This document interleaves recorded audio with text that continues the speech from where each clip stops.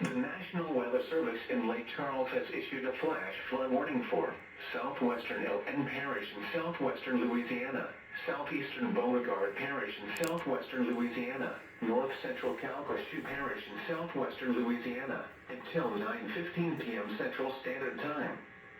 At 6:03 p.m. Central Standard Time, Doppler radar indicated thunderstorms producing heavy rain across the warned area. Between 1.5 and 3 inches of rain have fallen. Additional rainfall amounts of 1 to 2 inches are possible in the warned area. Flash flooding is ongoing or expected to begin shortly. Hazard: flash flooding caused by thunderstorms. Source: radar.